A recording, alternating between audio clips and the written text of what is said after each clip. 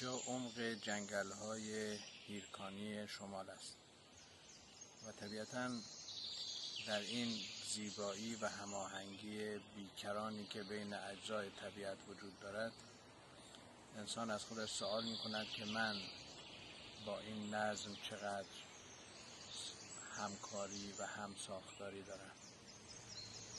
واقعیت این است که ما به دلیل گرفتار شدن در من ذهنی نمیتوانیم با این نظم هماهنگ باشیم و از این زیبایی ها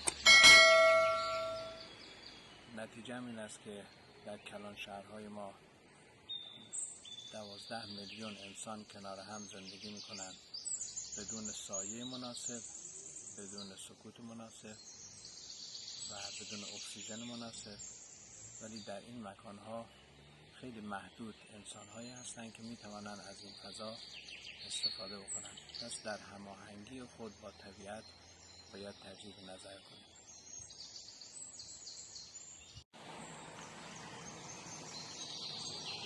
این سفره بی نهایت زیبایی است که خداوند گسترده است و ما می‌توانیم از این موهبت استفاده بکنیم. هر از چنگایی که به داخل این سفره زیبای طبیعت پا می‌نهیم، رابطه دوستانه و عاشقانه‌ای با اونها برقرار بکنیم.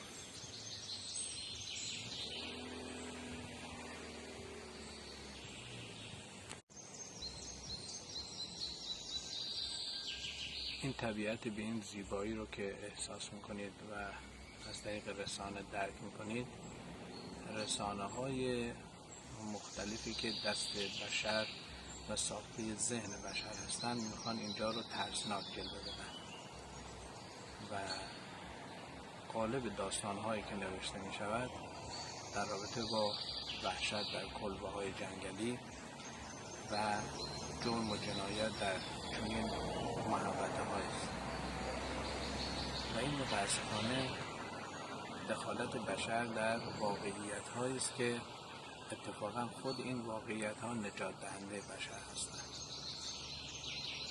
کمپانی‌ها به یک شکلی عمل می‌کنند و انسان‌ها هم تک تکشون با تجاوز به عرصه‌های جنگلی و از بین بردن منابع و ریختن زباله و آتش‌سوزی در جنگل‌ها، اونها هم به سهم خودشون صدمه می‌زنند و این امانتداری خوبی نیست.